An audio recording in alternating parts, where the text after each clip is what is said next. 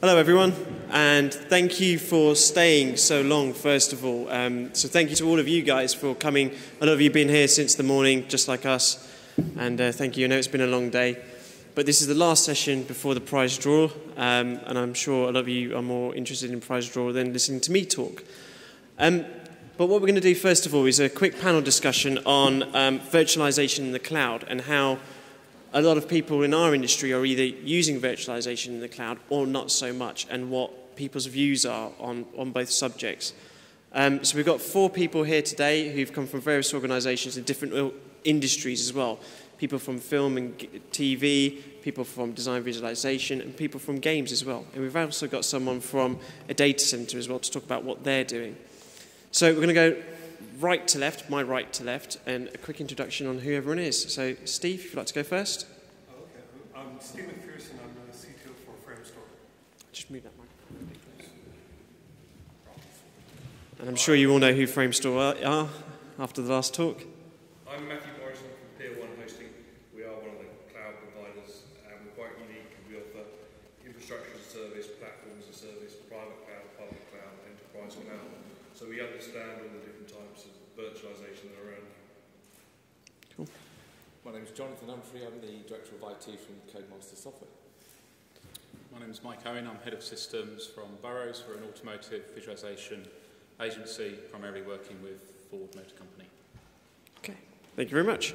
Guys, can you just move the microphone? Cheers. Will that pull through? Cheers. Thanks. It's almost as bad as the fire alarms this morning. So, virtualization is a hot topic at the moment, and cloud is a hot topic. So, let's go with Mike. What's your thoughts on virtualization, and where do you think you see it being an advantage in our industry? Well, we've actually been using it for quite a few years now. It's saved us money financially on both CapEx, OpEx, on the actual server room environment. We've been able to consolidate an awful lot of our digital web servers, being a digital print agency, as well as delivering a lot of web applications across all the mobile platforms. And there's an awful lot of web server and web development that we do, so that requires an awful lot of SQL and web servers generally. We've consolidated an awful lot of this down to literally a handful of servers, whereas previously it was over 200 servers.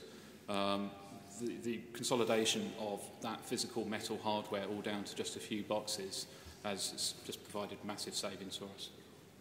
Okay, so it's mostly, oh, that's a bit loud, mostly databases and web servers and that sort of stuff is what you're virtualizing at the moment? Absolutely, but there's loads of spin-off activities as well, building greater redundancy into servers such as your license servers. All the CG 2D, 3D software has all got a floating license capabilities these days.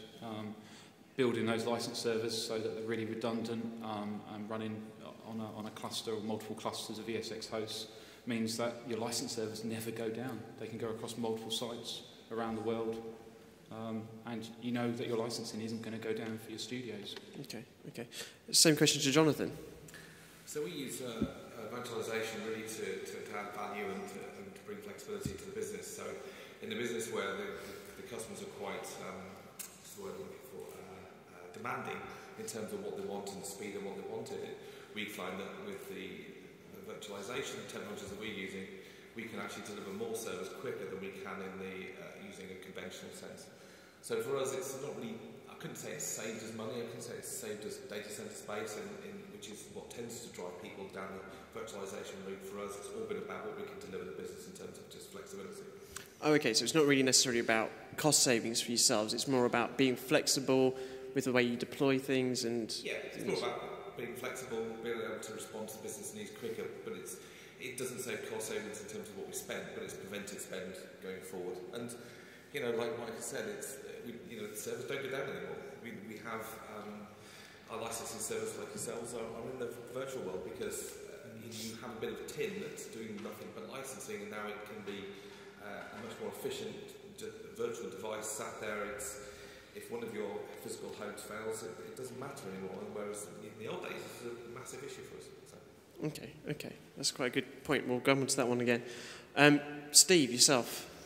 Yeah, I mean, similar to what Mike said, you know, a lot of it, initially, a lot of our drive, we had a lot of legacy equipment spanning back 18, 20 years. So we had a lot of servers. We had servers that people didn't even know what they did anymore, but we couldn't power them off in case it was important. And so it was a process of going through everything. And so looking at the processes that were running on the systems, and then and we built so one was to reduce the amount of hardware that we have, the amount of kit, but then the other was the resiliency, and that's proven to be really good. So we put a lot of our critical services on there. And we have a co-location facility down in the city, and we've got connectivity, we've got operations in a number of different cities. And so that becomes our fallback worldwide.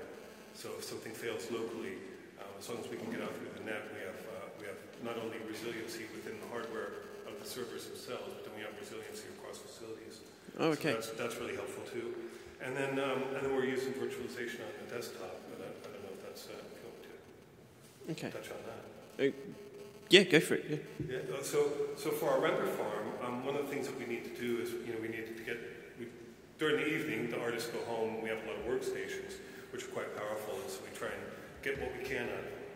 And so we run KVM hypervisor on the workstations, and that's mainly the problem that we had for the workstations was that you can take over the machine and add it to the render farm, but then it changes the state of the machine. And so if an artist had something that they were trying to run on that machine, or if, a lot of problems with configuration too, if they had different versions of software and so forth. And so by using KVM, we were able to abstract that out, and then the workstations just appeared to the render farm as generic resources. And so that's been pretty instrumental, and that adds thousands of cores of rendering to our farm every night. Okay, that's interesting. That's an interesting way of doing it as well.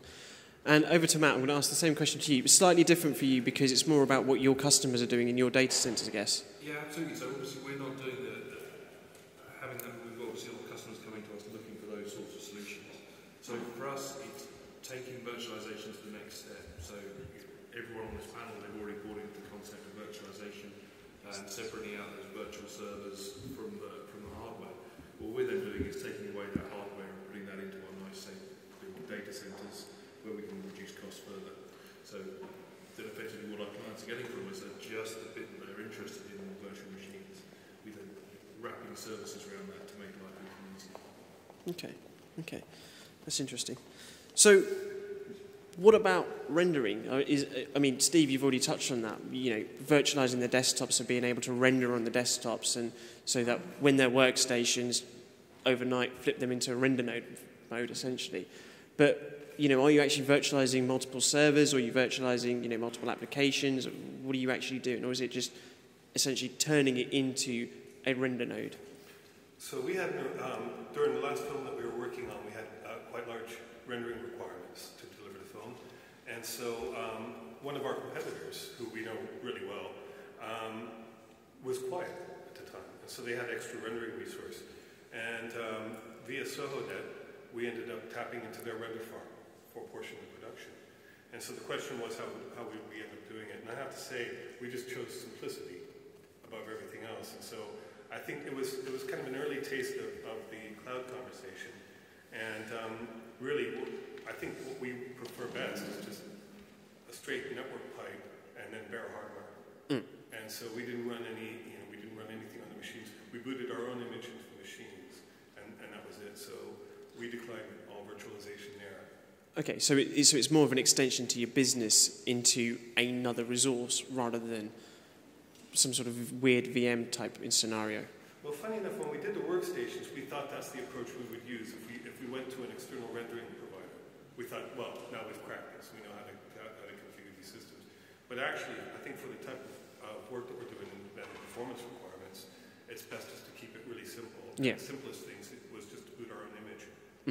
And is that because obviously when you're rendering, you're using 99 to 100% of the resources on the machine? So what's the point of virtualizing? If it's a good rendering. Yeah, if it's an efficient one.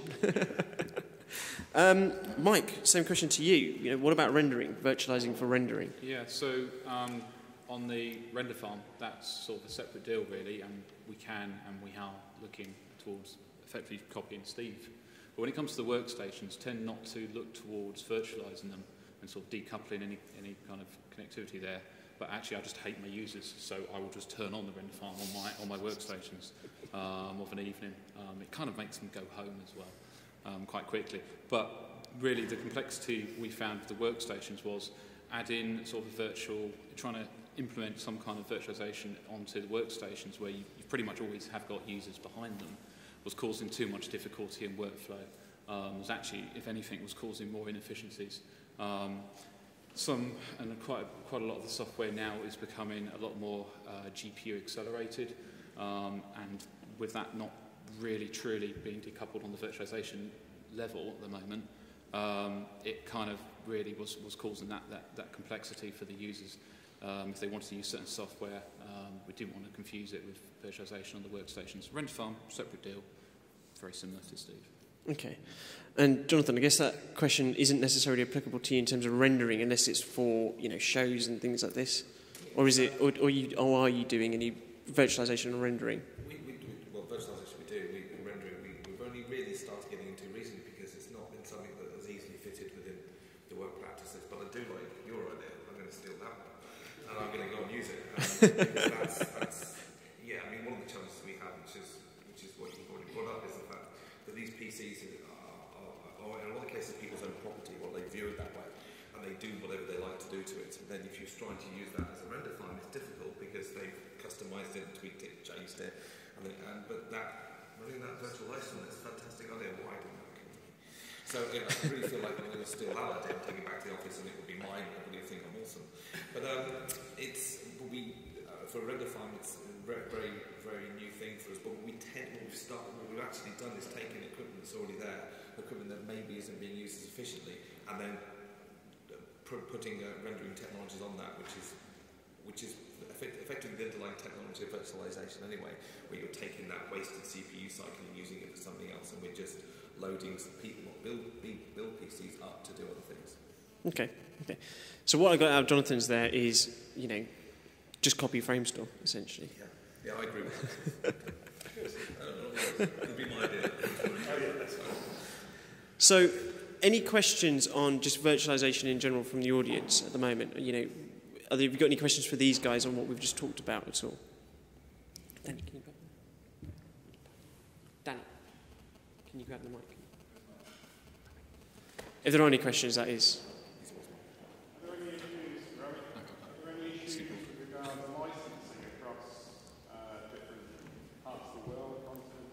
Okay, so the question is, are there any issues around licensing around the world? I mean, I can probably answer that one, or if anyone wants to jump into that one. I probably can't answer that one today. Answer that question, the stormtroopers behind us. Are those Autodesk employees? No, sorry.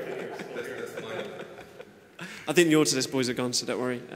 It is. I mean, that's a big problem. So some vendors are pretty laissez-faire about it, but some vendors are very strict, and they tend to go on geo. So you have EMEA, Europe, Middle East, Africa, Americas, and then SAPAC. And then within those regions, you're kind of okay. But as soon as you cross the boundary, so if we have a licensed server in London, and then we're going over to New York, technically, if we do that, we could be in violation of our agreement, of our EULA, our license agreement. And I mean, one company in particular, not Autodesk, I was just teasing because I know the Autodesk guys, but one company in particular changed their licensing model quite dramatically, and it's had a huge impact on how, some of the questions we have to make, because we were serving New York from London, and now we had to stop doing that, and there's been a cost associated with it, which we're not very comfortable with. Yeah. Anyone else want to jump on that one? No, that's it. That's essentially it. EULA. It's read the small print, because read the small print per software vendor of every bit of software you buy if you're going to be floating things across different areas of the world.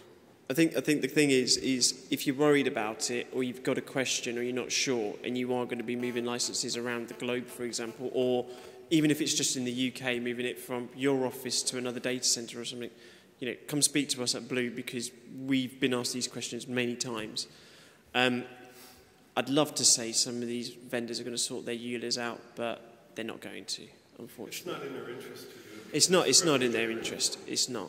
I mean, it'd be great to say you could buy something in America, a license in America, and use it anywhere, and it's going to cost the same, but it's not going to happen, unfortunately. I'd love it to happen. I'm sure you guys would love it to happen as well. Solid is great. We use Solid Angle as our renderer, and Solid Angle are absolutely the guys who do Arnold, and they're brilliant. They're really great, and the Foundry have been very generous with us and provided us with a really flexible package that supports our business. Yeah, some of them are starting to be. Some of them are starting to be. But the big beasts of the world, which we won't mention any names, it will be more difficult because of the size of the organisations to be as nimble as the Foundry and the guys who do the Arnold renders and things like this. But keep hammering at them and maybe they might change their minds. Maybe, being the operative word there. So what about, where do you think virtualization is going to go next? Because at the moment we can obviously virtualize CPU and RAM, and we've heard from NVIDIA earlier today that the potential is there in the future, maybe next year, maybe at the end of next year, to virtualize the graphics. But where do you think it's going, and what do you want to see next? And we'll go to Jonathan on that one. That means I can't steal their ideas, right? Okay. For Codemasters, I think virtualization is we're being held back in what we can do by the lack of access to, or lack of real access to the underlying GPU technologies. So for us, that's a big win, and that's really what we want to see coming through. In terms of what, as an organisation, what I guarantee will happen is that we'll just jump into bed more and more with virtualisation. We have an ageing data centre in Amsterdam that has 400 physical servers that come into end of life. You can guarantee they ain't going to be replaced with an equal number of physical servers. What I want to see is Microsoft stepping up to the mark more with hypervisor. They give us some benefits through the licensing models that we get, which make hypervisor more attractive to us from a cost perspective, but VMware is more feature rich, and I just want Microsoft to step up and shorten that gap, technology gap that they have, so that then we can stop paying VMware for every gigabyte of RAM we have and leverage on the licenses we're already paying heavily for with Microsoft, because we talked about licenses being geographical. Licenses can also be physical to the actual piece of equipment. Microsoft is one of the manufacturers that will actually say we're licensing that box. So if you move it between boxes, which is an underpinning technology of virtualization, those licenses become invalid unless you pay for the large license. So for me, more leverage on, more flexibility from Microsoft, more technical delivery from Microsoft to shorten the VMware gap and access to the underlying GPU technology, because that's what we need. That's what we're short of. Okay, so better licensing models and access to the GPU, basically. Microsoft are not going to change. No more than Autodesk are going to change from a licensing model unless us, the customers, actually push them to change from a loss of revenue perspective. They're going to carry on down that line because it's what, being brutal about it, it's what brings in the revenue for them. Sure. And fundamentally that's what they're there to do. They're there to bring in revenue. I'd like it to be better, but I don't see it being better. Don't know who that is. It's like a fire alarm again. You missed that earlier. What about Steve? What about you? What do you want to see next? Or where do you think it's going? I guess, people we're talking to right now we're having a lot of conversations with NVIDIA. A variation on that with the GPUs. I think probably the first thing that will happen for us is we're opening up a couple new offices in North America. And so for me, there's an overhead attached to desktop administration. And so I think one of the things is if we could get one of the Citrix NVIDIA solutions in place, and then we don't have PCs, right? So we just got the Weiss thin clients sitting on the desk. And that's really easy to reconfigure around. And for the financial applications or for project or those things that we need a Microsoft environment for, we have it, but it's really lightweight. And so there's only really one machine to administer it. And it's serving up half a dozen clients. And then that's a win for us. I think on the GPU side, we're watching, and there's some stuff coming up with the Kepler stuff that looks really interesting. We're looking forward to it. We're waiting for it to come. Yeah. We want to leverage on that to take away from sorry to interrupt, we have sort of 20 or 30 physical hosts just for access to GPU hardware. Yeah. We're just spending 80% of the time doing very little, but we need the GPU hardware underneath to better detach those two. Yeah. That would be a fantastic saving for us. Yeah, and we'll steal that idea. Mike? Yeah, very similar thing again. It's the true decoupling of the graphics layer. It's the true virtualization of it. It's getting there. NVIDIA, definitely, we've mentioned, they are pretty much at the forefront of what they're doing, but there's still a ratio there which isn't really as great as I'd love to see, to maybe 3, 4 condensed down user-wise to one graphics card. I want to see like 30 or 40 low-end or middle-weight users all going off 1 or 2 graphics cards. I'd like to see the graphics cards actually span as well, as opposed to just having a ratio down to 1 card. I'd like to see multiple cards being harnessed simultaneously. We've seen the software and where it's going with graphics rendering at the moment. It's, it's fantastic wins to be had there. But in a similar thing to Microsoft stepping up to the mark, because VMware is very feature-rich. The latest versions there are just immense in terms of what capability that they've provided to us. But I'd kind of like to find out where AMD is. There's a lot of studios out there who perhaps... Did you just swear the AMD word? They're not sponsoring. I was looking for AMD. It's, they've got some fantastic graphics cards there. Where is their solutions to this? I'd love to see them step up to the mark. I see competition as a very healthy thing. Same with Microsoft competing against VMware. I see the same with AMD. Really should step up to the mark with NVIDIA. Okay, interesting. Thankfully, the NVIDIA boys have gone home, so they can't comment back, unfortunately. But over to Mr. Morris. So I think that where we're really seeing things change now is, you're talking about your data center in Amsterdam. I think in the future, we won't have a data center anywhere. It'll be out in the cloud. It'll be out with a provider that's... Don't use the C word. Don't swear. Co-location, managed co-location, or whatever it would be, because at the end of the day, data centers, there's specialists that do them like Tier 1. We do them on a massive scale. The economies of scale are there, and the traditional resistance going into that model, which is around, you want control of it, you want to be able to hug it. Virtualization then means that actually the bit of tin, the processor that's running that underneath it, doesn't really matter. And it doesn't really matter where that is. Maybe. Only maybe? No, maybe. Because I'm very skeptical. I'm very skeptical from purely a resourcing standpoint. So when I look at, like, when we're rolling out a newer facility, for me, if anything, there's just a business continuity aspect of having your resources local. So to have between 60 and 80% of everything you want to do in-house at any given time means that you have a security, your artists have a security, your production staff have a security in what you can deliver. And so it's a known quantity. We know how to build these things pretty good, and so we know how to keep everything running. And also we like to tune our environment a lot. So there's stuff that we do inside the environment. And so I think from our perspective, there's definitely a home for the data center. Well, you've just done it with the project you did. You used another company's data center. You used their resources. Sure.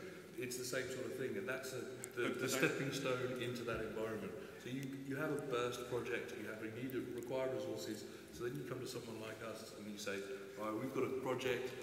We only want it for this period of time, and we can provide that to you. I'm not sure that's what I heard you say earlier. Then maybe that was my mistake, because I thought you were saying that it was all going to go to the cloud. I think eventually it's all going to be going that way. I'm not sure even eventually, unless the manufacturers, unless HP and Dell completely stop making desktop workstations, which could happen. I wouldn't be surprised. Not for a long time. Not for a long time. It goes back to the same. I'm getting involved now, but it goes back to the same argument about the license manufacturers. Are they going to change their business models to suit what the customers really want? Or does it make financial sense? Are the HPs and the Dells going to stop their workstation business? No, they're not, because they make 80% of their revenue from it. So let's go talk about Apple, for example. Are Apple going to focus building loads of new Mac Pros and X servers? No. Why? Because most of the revenue comes from prosumer devices and consumer devices. So, is everything going to go to the cloud? Me personally, I personally agree with Steve.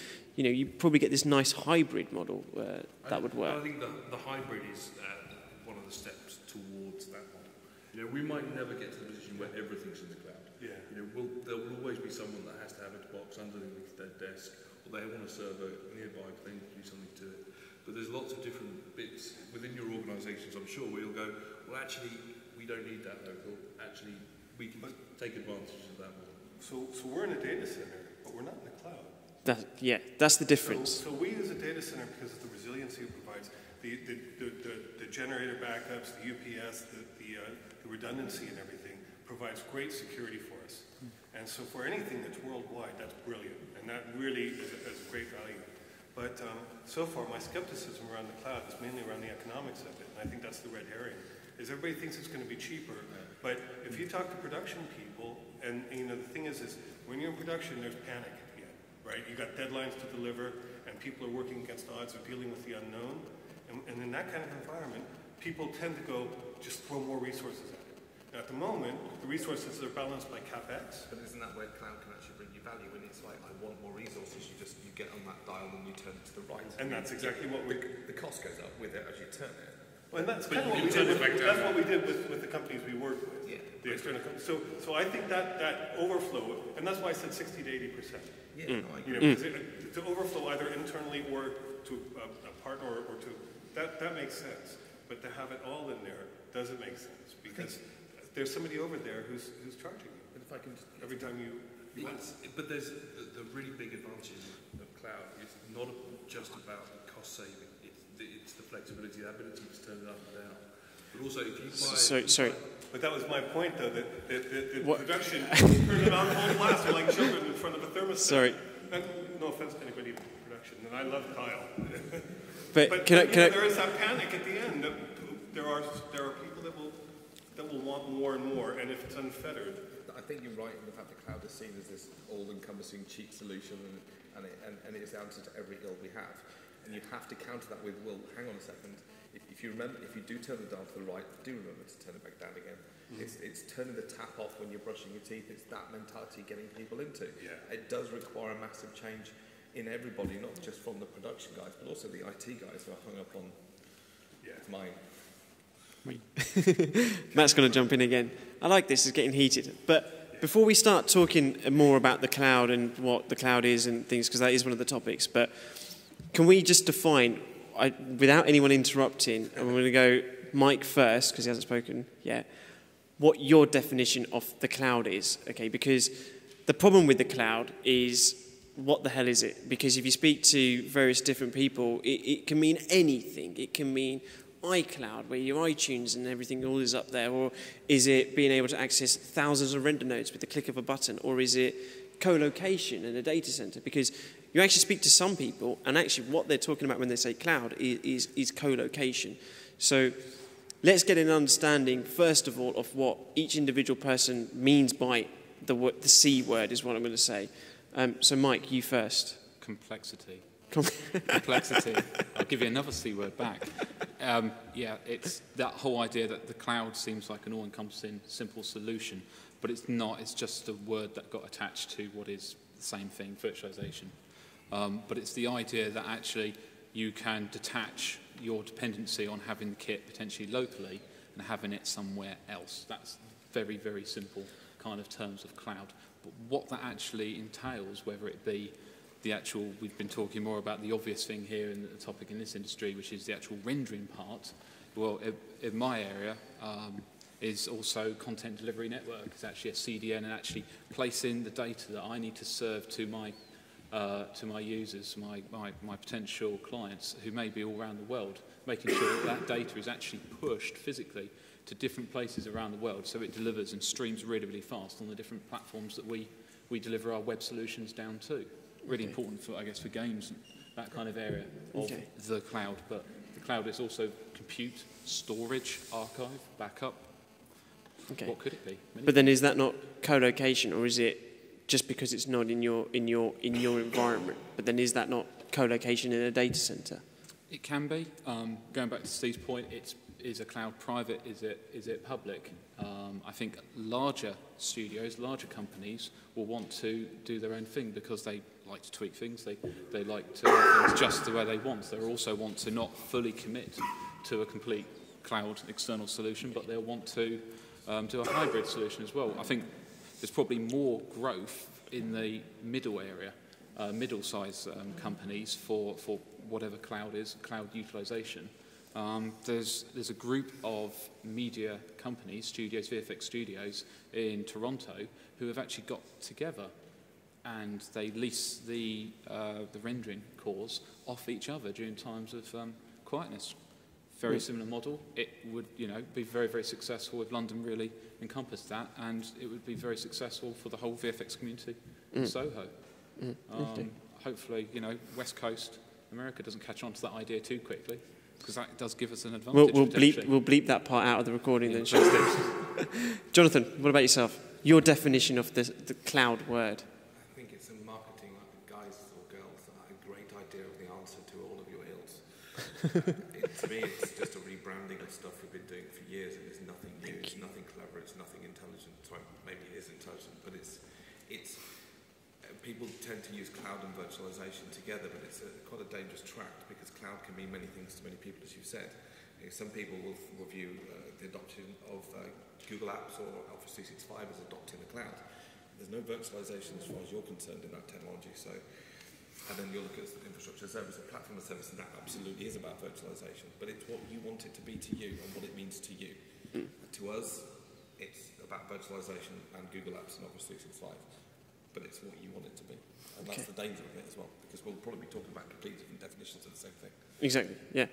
Mr. Morris, so from a data center perspective. From a data perspective, everything we do could be considered cloud. So, co-location, so we just run the data center infrastructure. Clients bring in their own kit and they put it into our nice safe racks. That's infrastructure as a service as we see it, and that's type of cloud. Dedicated hosting, where we supply the server for them and the clients just run their applications and OSs on there, that's a type of cloud. I think the bit of cloud where the people then really think of it as that true fluffy thing out in the sky is when, as a hosting provider, we supply the server and a whole load of virtualization on top of it, and then the clients just take individual virtual machines as they need.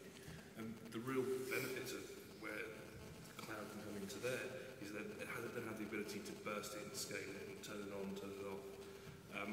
But for us, it's kind of all cloud. And you're right, it is just marketing. It is just hype. It's the same sort of stuff we've been doing for a long, long time. Virtualization technology has just added another layer to that to give more flexibility. Steve. Well, I suppose where we use, first I'm sorry, Mike, for coughing during your response there. That's right. Getting over the I guess where we use it is, so on our commercial side, we keep content library online as part of a service that we provide called Front. And so our clients for that material are global brands that could be anywhere in the world. And so we use Amazon Web Services to play back that video content. And Amazon does a really great job of distributing that geographically. And so for us, that's just a given. It's great. We don't have to maintain the web services inside the video playback servers, and they do that great. And if there's advances, we get the benefits of it. And it satisfies our client requirement with minimal fuss and overhead. So that's a good example for us of where it works. Where I don't think it works is the idea that it will be the way that we will engineer our systems in the future. We engineer our systems because we have specific performance requirements that we want to satisfy. And granted, I think with the march of computing right now, it's amazing. What you get on your desktop is absolutely amazing. The work that NVIDIA is doing, Intel. So there's a lot of power available locally. But what concerns me when I go through the numbers and I price out the cloud solutions is it's very expensive. And so a simple thing, even in our colo, if I purchase electricity from Westminster Council, where we're located, I pay 7 pence per kilowatt hour. I pay 15 pence per kilowatt hour at our co-location facility, but I'm getting a demonstrable value there in that I get better generators, I get all the support. For standard computing, we don't need that. Like for my rendering, I don't need that level of resiliency, yet I'm paying a premium both on the power and on the location. And I believe that if I have to go to somebody else and pay for that, I'll be paying a lot of money. And we run our farm, when we're heavy in production, we're 724. And I think the red herring and the myth of the cloud is that it's going to be cheaper. I think it's going to be more expensive. Okay, so I'll talk about where the word cloud came from. And basically the idea is, as everyone said, it's stuff that people have been doing for a long, long time. It's back in the day, the old mainframes where you had the good old desktop plugging into the big mainframe, 50,000 miles away. It is stuff that we've been doing before. It's infrastructure as a service, it's stupid buzzword, software as a service, it's application as a service, it's all of these kinds of things. It's co-location, it's all of this stuff. But it's actually, the idea behind cloud is that it's not in your house, it's not in your office, it's elsewhere, and you're paying as you go for it. And that's the term cloud actually means, and that's where it came up. And what actually happened was it was actually like a system diagram, and then someone drew a cloud and said, it's all up there. Oh, cloud, we'll call it cloud. And then kind of everyone just jumped on the bandwagon of the marketing term. But just to be clear, what we should be talking about is two separate things. It's not cloud, it's cloud and it's co-location and data centers, because cloud is more scalable burst type stuff, and data centers and cloud. I think technically there are a number of definitions of yeah, cloud. Yeah.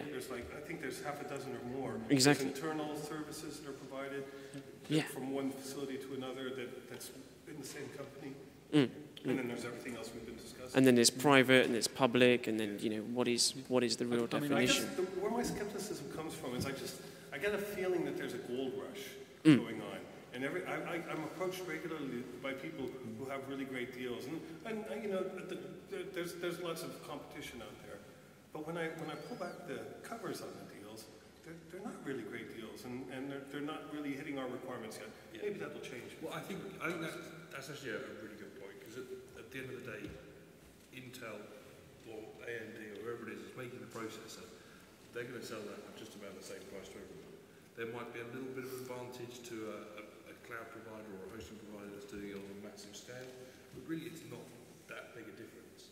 I think what it really comes down to is truly understanding the cost of running that internally, or how there can be benefits of scale of doing it in a big volume. So you said the cost of electricity. What we pay in our data center where we've got 30,000 servers is pretty much the same price. So we're not getting any advantages there. It's not what you're paying, it's what you charge us. That's the issue. Absolutely. Then like you say, we're adding all that extra stuff around it to make it worthwhile. Yeah, absolutely. And that's absolutely, we're going to make money on it. Otherwise we wouldn't be around. I think a sort of a key point I wanted to make was if we just downsize this quite a bit, instead of thousands of users or thousands of cores, and we take this down to one or two friends who start up a small CG company providing some rendering effectively, take it right down to that level. Is there the idea that I could actually be sat in my lounge on my laptop waiting for a load of render nodes in the cloud, which I can't afford to even buy, but I do have a project that I've won to be able to render that stuff for me, and I can sit there in my pants on my laptop, well, that's not a good vision, but sit there and wait for things to render in the cloud and come down to a couple of guys in a studio.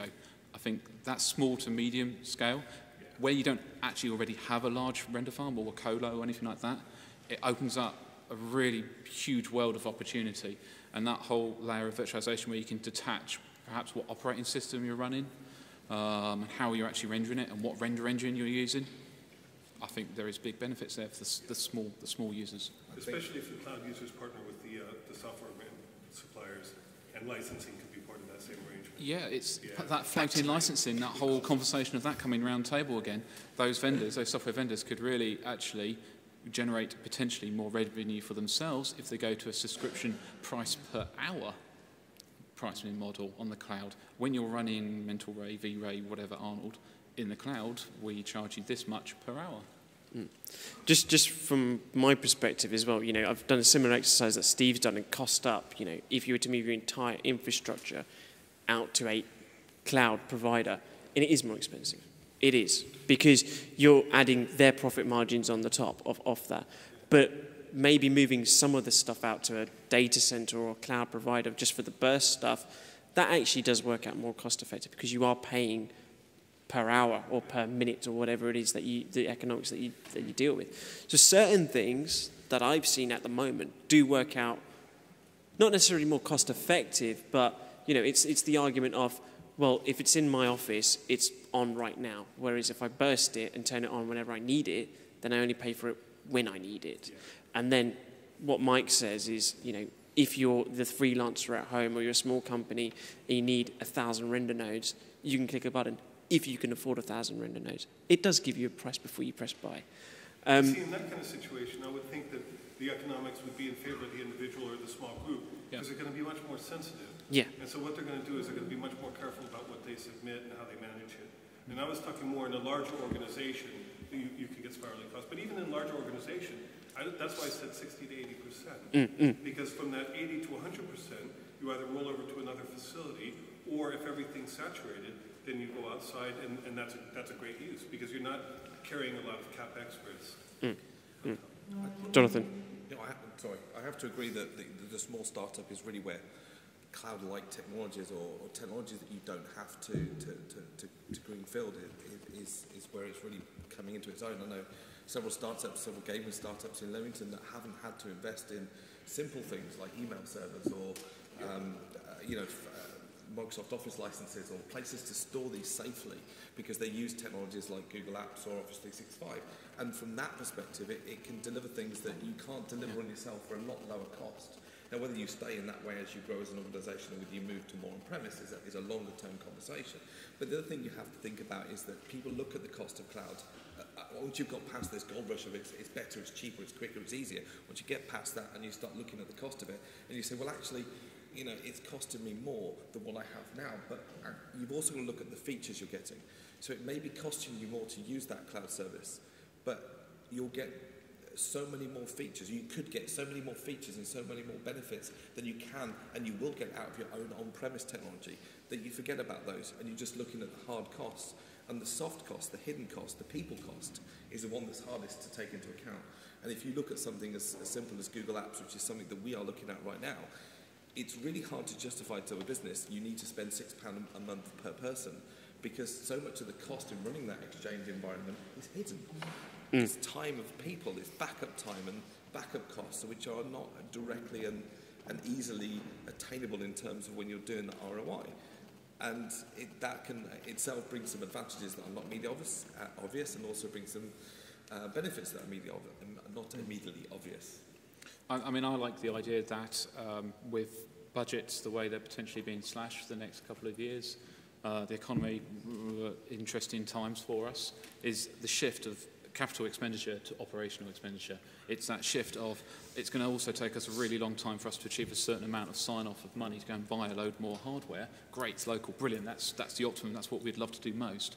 But actually, if I can shift some of that, and that's per project funding, it's operational expenditure, and actually push that to the cloud, or even consider the cloud as, I can't afford to go and actually do a full coloco, I can't actually have a redundancy location data center somewhere, I'll use the cloud as my redundancy, as my backup. So it's worth me spending some of my time just looking at how can I make this cloud thing work for me and what different ways I can make it work for me. Comes the day when I might need it. Okay. So you've mentioned 2 points there, CapEx and OpEx, and also backup and storage. So we'll go on to those in a second. Matt wants to say something very quickly. Well, I was just going to kind of follow on from the earlier point, which is it's those different types of cloud, and it goes back to those different definitions. Amazon is a fantastic service, you know, it's brilliant, but actually if you're running a server in Amazon for more than 40% of the month, it's not the most cost-effective way of doing it. You can then go to platform as a service or dedicated hosting, whatever you want to call it. That actually then works out cheaper. You know, it's then working out which of those different cloud models is the right fit for you, because that's where you can get the best of it.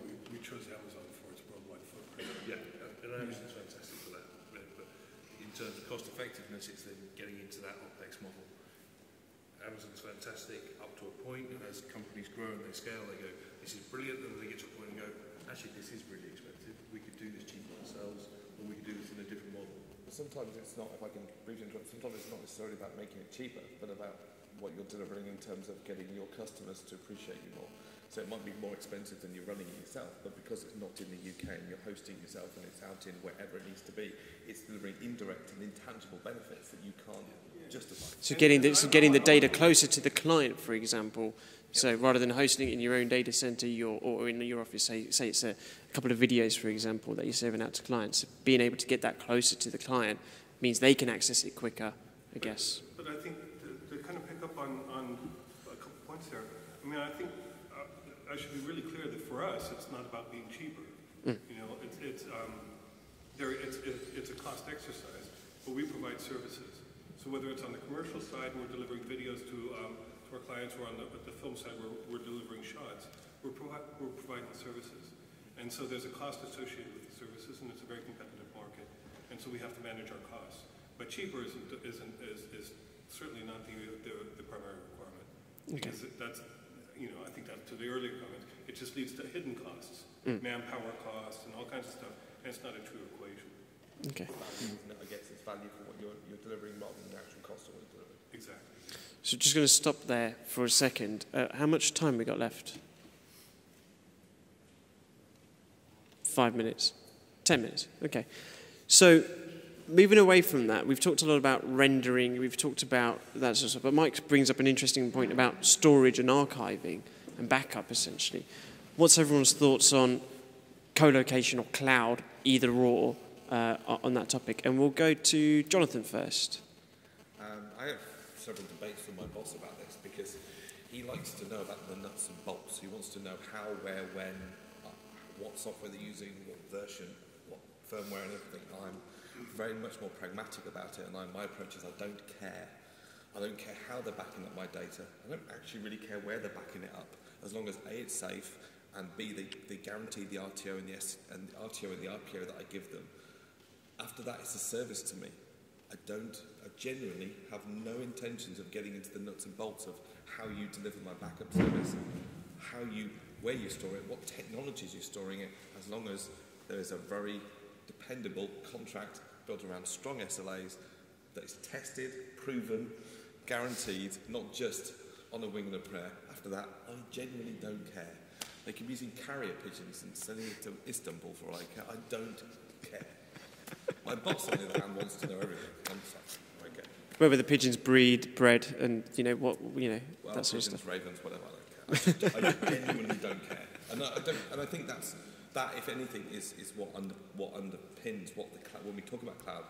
It's about not needing to care about.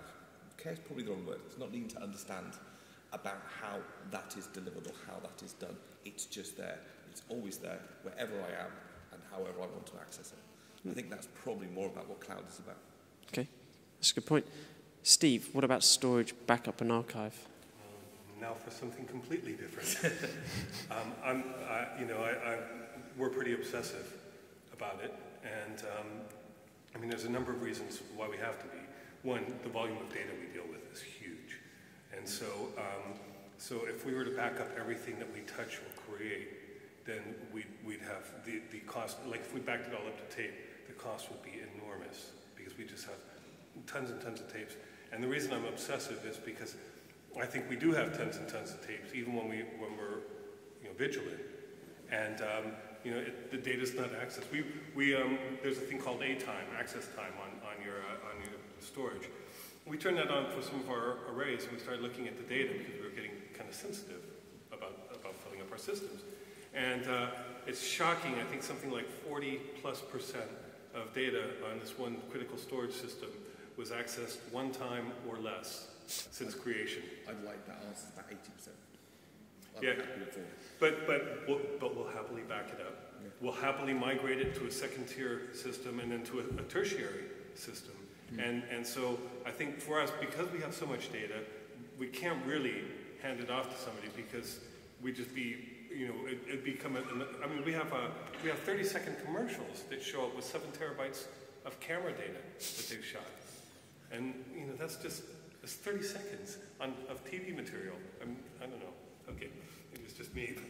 But that's crazy. And so when we're dealing with that much data, the first thing is to have good, strong practices about the creation and versioning and management of the data.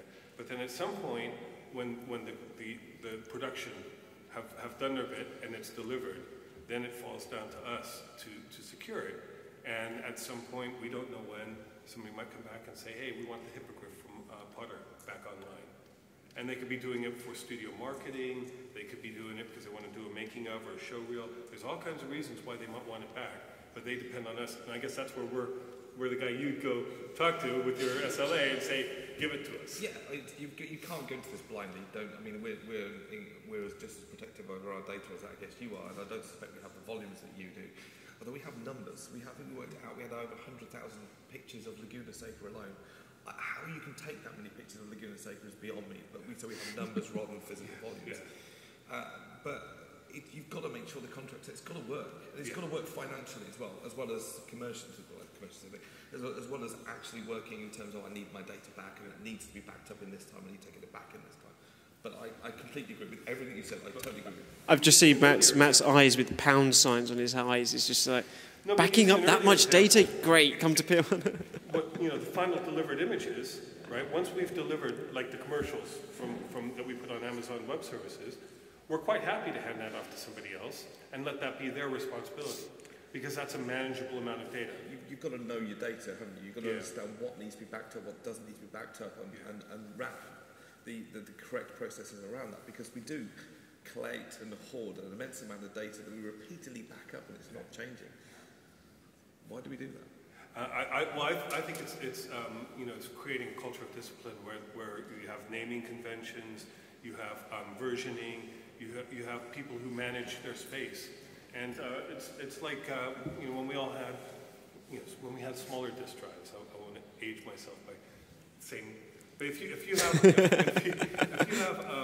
have a 200 gig disk drive, right, and you start filling it, and you're only filling it with iTunes, you're great. You get tons and tons of music in there, and then your partner gets a video camera. Now all of a sudden you start filling it with video images, and you get a still camera that's shooting at 5 meg a frame, and so all of a sudden 200 seems pretty small. But if depending on your device, if that's all you have, you'll manage it, right? You'll look through your photos when you're shooting, and you'll think, oh man, I'm not going to take that picture. It's just another picture of somebody standing in front of a fountain. You'll make those decisions now, and I think because storage is so plentiful, and because we don't really have to think like that, then we tend not to until we're forced to. And I think that's part of my skepticism. And that's probably a little bit too hard on it, but the whole cloud idea is it's unlimited. But then if your conversation about, do I need that photo? I don't know, I've only got 200 gigs on my USB pen or whatever it is. I need to delete that photo. Smaller studios are in that situation. They don't have an immense amount of storage. Not everyone is a Framestore or a Burrows or a Codemaster that has a lot of storage. We're constantly battling storage. Saying that storage, cheap, slower disk is easy just to add more and more trays of SATA disks and just throw stuff in the back, and it's not going fast enough, let's put some caching technologies in the front end and scale that all out. Yeah, that all sounds like a good idea, but it does get out of hand very, very quickly. And so I think the storage providers really, are pushing more and more on dedupe. And I think you'll see a lot more primary, secondary, and tertiary inline data dedupe. So, does everyone know what that is? Do you want to explain it? So it's the idea that if you've got the same file in multiple places, it removes all of them apart from that one instance, and all the others are effectively like a stub, a link, a CVL link. So they exist, and if you look at the files, they say they're X amount of space, as they should be, but actually only one of them really exists on that storage. So it's that whole idea of deduping. But great, I've got on this proprietary storage solution on all my different levels of slow and fast disk, I've got it all compounded down, so I've got the minimum, supposedly, amount of data that I can handle. I can housekeep my users, I can really push them, naming conventions, get everything tightened down. I can put production tracking systems, like Shotgun or whatever, and put that in place and say, right, lock the file system down, so your users don't even have access to your file system. They have to go through effectively a web page, so you know that the minimum number of files are being created. Well, when you start scaling that out, that's really, really important stuff. But I've just deduped all this data, but if I need to move it to the cloud, my internet link is not probably going to be fast enough. And if I have to rehydrate that data to get it into the cloud, then what's the point?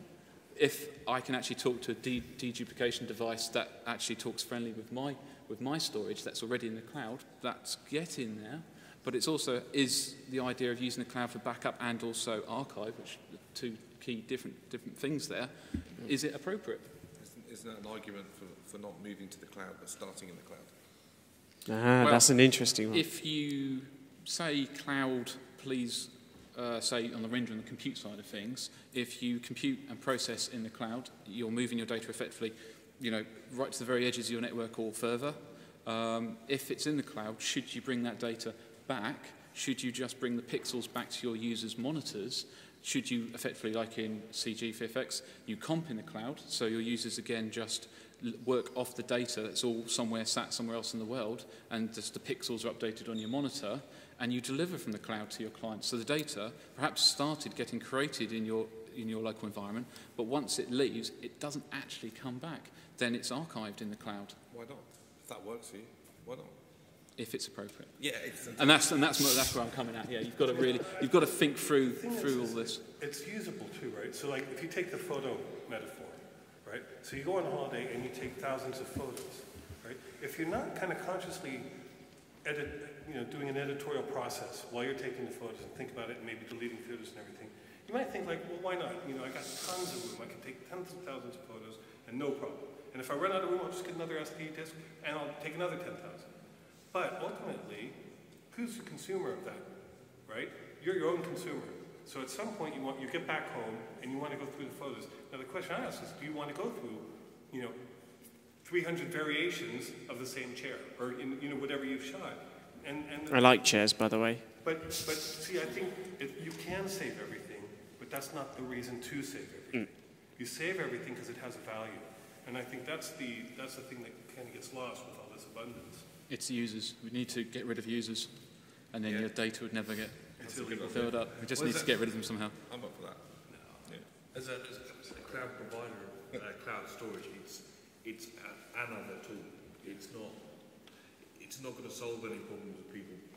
That wasn't a criticism of the cloud. It's just a criticism of storage in general. It's a criticism of how storage is. It's the way our technology's gone.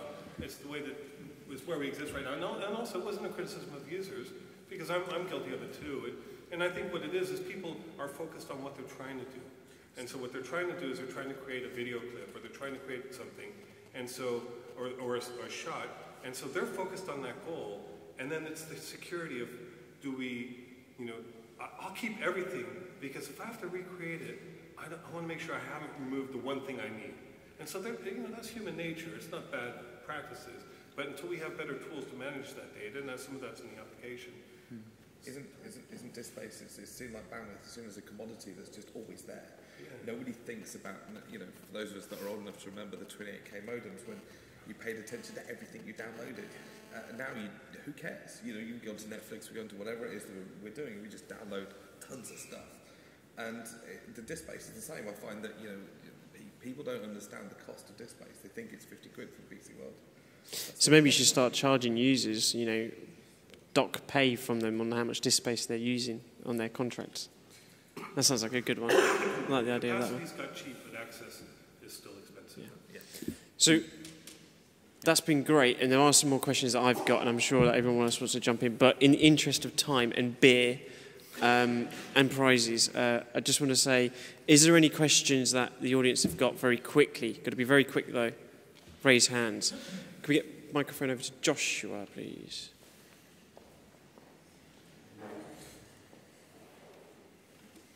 I just want to ask a question about DRM and storage and how that affects your companies, or your thoughts on DRM.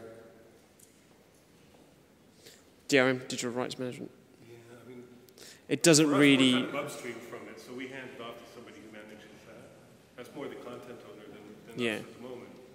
But I think maybe as we start storing more of our clients' data, that could become a big issue. Okay. Next question. I'd add to that there's some data that you, depending on who your client is, can't go outside. Has got to stay on premises. And that's depending on what industry you work in and what that client is. Again, it's like EULA's, it's on a per client basis. If you've signed a contract, you can't move that data off site. It's got to stay somewhere. It does underpin that whole, before you can't just jump into the cloud. You need to know what you're getting into. You need to be aware of what data you're putting in that cloud, where that cloud is that an acceptable location for that data based on the content of that data and also the customer of that data. And can you get that data out when you need it to as well? It's all part of that underlying principles of, look before you leap. Yep. You know, as someone who's been into the cloud, was an early adapter to the cloud, and then got out of it again for reasons that are up to. I receive a lot of data web inbound, but before it actually even arrives, I try to hold off onto my edge as much as I can, and I process on the edge of my network, and then I ingest the data. So I've already had a lot of upfront processing taking place off-site before it actually comes to me. I'm trying to build a buffer zone there for us. Absolutely. Because you know, I have ingested. Okay. Amount problems. Well, okay. We got one more down here, and then over to Tom, and that'll be the last 2 questions. Isn't there a possibility of a danger? Companies moving more and more of its data into the cloud, previs or production, that if it's out there, that it could become compromised by someone that you don't want to gain access to it. So something like something in production of a movie, if someone was able to get that, the director, I think Matt Morris is probably the best one to answer that one, I think. Really? And Steve, actually. Well, actually, that's a really, really good example. There's a lot less risk in a proper data center because the levels of security that are there and the levels of processes that are in place in those locations to stop anything ever like that happening. But it's absolutely people's perception of that. They think it's out there, we don't have control over it, or anything could happen to it. Well, the reality of it is, we have Ministry of Defence data, we have credit card data, we have millions of pounds worth of e-commerce going through our data centre. Because that never gets out in the wild. Well, only when people leave on trains or USB sticks. But that's the point, isn't it? It's not whether data's secured, it's the person that has access to it. Yeah. That's right. It's on a laptop. Somebody downloads it on a laptop and leaves it at the pub. Yeah. Well, if you look at like the Wolverine film, the Wolverine film was left on someone's laptop, which got stolen on the train, and that all got leaked onto the internet. So it's dependent on who's accessing the data. It's as secure as it can be. If someone's going to hack you, they're going to hack you. If someone's going to break into your house, they're going to break into your house. No amount of security is going to stop that from happening. And it's, well, if let's say, for example, just to quickly touch on that one, because I know we've got to do the prizes, but let's say, for example, you're a freelancer. Are you going to have a 256-bit encrypted hard drive at home? Probably not. Will you get that straight out of the cloud? Well, it depends on what level of service you're paying for in the cloud. So it's really about understanding what your requirements are and that sort of stuff. I mean, I think there's another element to the question, too, which is there's the perception from the studios. So we're audited regularly.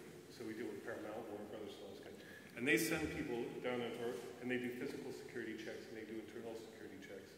And so they go through everything. I mean, they check whether you have USB drives, they check whether you have locks on your cabinets, all kinds of criteria that they go through to maintain security for a project. And it's getting increasingly focused on our physical premises. But I think there's also the perception thing. And I think that the comment that your data is safe in the data center is really valid. I think that the companies that are doing business in there, there's a lot more to gain by going after a bank than there is after going after the latest release. But the studio perception of security is a different thing. And so until the studios have a different perception of it, then I think that's where the challenge is. I always look at it as being more down to your users and how they handle their data, as well as much about the IT systems. Because if you look at something as simple as, and this is an example we've used recently, is if you start moving your data into something like Google Apps, and that's one of the questions that will come up, so, the data's in Google, how safe is it? And you start, well, okay, so here's a document. That document is a design document for the next game that we're producing. It's immensely confidential. The code that we're writing isn't as confidential, but this document is everything. And the person that's working on that design is going to email it home. And then he gets home and he reads it and he saves it to his desktop and then he sends it back to work. And his kid comes home from work, opens up that document, has read it. Now, if you store that in Google Apps, it's on your Google Drive. You don't send it home because when you get home, you can still get to it. So there is both sides of that in the fact that, yes, you are more open to compromise, potentially. But I suspect it's a lot harder to compromise Google's data centers than it is to compromise mine. But it's still the biggest problem with security is always the biggest problem we've always had, which is the pink squidgy thing that we sit in front of the keyboard. Until we deal with that, the problem will never get any better. Yeah. We did a job where we had to sever the network. So the entire creative job, which The server, everything was on its own separate network, physically disconnected from the rest of the facility. That was the level of security that they wanted to go to. Yeah, client expectations. Some contracts we just cannot put that data anywhere else. It has to stay inside. So we don't have a choice. We can't do anything with it. We'll push everything else out instead, if we can. Sorry, just to stop there, Thomas, I know you had a question, but should we go for it? Or yeah, go on. I'm just interested in this tendency to hoard lots of data and pack it all up in a job. Do you ever consider this deleting all the renders at the end of the job once it's been issued? Because if the job done with that, chances are it's changed, it's different. So is there a need to keep that? So the question is you know, about you know backing up everything in terms of a job. So even backing up the individual rendered files, or do you just keep the the project file itself? So I used to work at MPC, and we had a policy there that we didn't back up renders because we felt that we could re-render fast enough to recreate them, and that there was a lot of overhead in doing that. But I think what's happened is it does, again, it depends on the job. But sometimes now we're getting into renders that take 6 hours, 8 hours, 12 hours, and so per frame. And I think it really depends on the level of complexity. And the challenge there is now you're getting into having one policy that tries to cover everything. It's just a lot trickier now. And there's also the data has different degrees. We do these things called bakes. And a bake is, you bake your images down to make it more flexible and easier to work with. Well, those are big, and they're easy to recreate. Yet we back them all up. I'd say that I consider it all the time. My users don't. I think when we're under fire and we know we've got to deliver for a certain deadline, the core production data just keeps consuming. It just keeps growing and growing. In a timely fashion, though, i.e. the end of a project and a couple other key stages that we have during our project cycles, we can run scheduled bots, and we do delete temporary made files, temporary renders and stuff like that.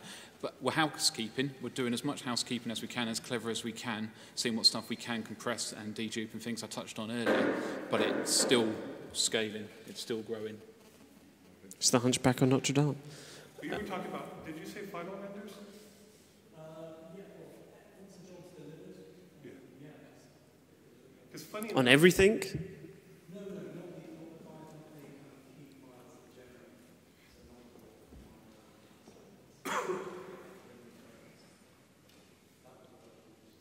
I mean, funny enough, of all the stuff we back up, the final renders are like one of the smallest things. You know, we could fit the whole film on 2 terabytes. But we could have 800 gig per frame of data associated with it. And that's where the real weight comes. Okay. Well, on that note, thank you very much. And I just want to say a big thank you to all our panelists here, Steve, Matt, Jonathan and Mike. Thank you very much. A big round of applause for them.